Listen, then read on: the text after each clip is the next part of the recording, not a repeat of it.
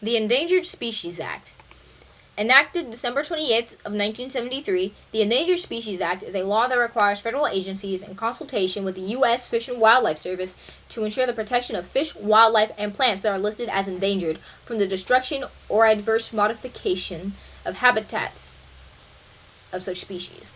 This is partially carried out through the policy that all federal departments are to conserve endangered and threatened species and utilize their authority to further the act. This timeline shows how the Endangered Species Act started and the changes made to it. Starting from 1900 to 1969, the first few acts for protecting wildlife were created. From there, more animals and even plants were added to the act. Many amendments were added to help with the monitoring of Canada species, determining their status, and helping species towards recovery. Where we are now in the timeline, there are many species that have bounced back and have been taken off the endangered species list. There are many reasons to protect species, the main three being ecological importance, medical, and aesthetics/recreational. A healthy ecosystem relies on the plants and animals as their foundation. When a species becomes endangered, it throws off the balance, leading to that ecosystem falling apart. For medical, the most prescribed medications were originally derived from plants. And for aesthetics/recreational, tourism in America is dependent on the plant and animal species and their ecosystems.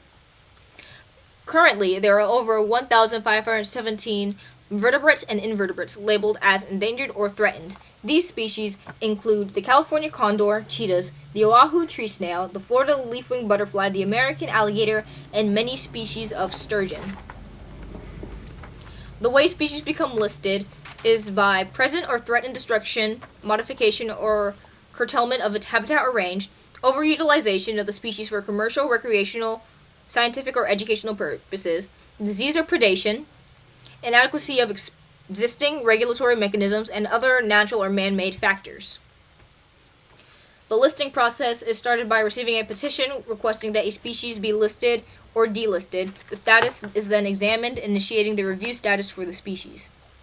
The 90-day finding is used to determine whether or not to accept the petition. If it is denied, it is a negative 90-day finding, and if it is accepted, it is a positive 90-day finding.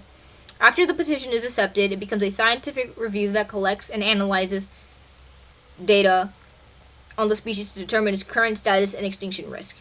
The 12-month finding is similar to the 90-day finding, and that it will be either accepted or denied. The final rule of whether a species is to be listed or delisted usually happens within 1 year of the proposal date. However, if there is not sufficient evidence, the proposal will be withdrawn. As for the future of this act, it isn't clear. There are talks going on about adding new amendments to the act. Thank you.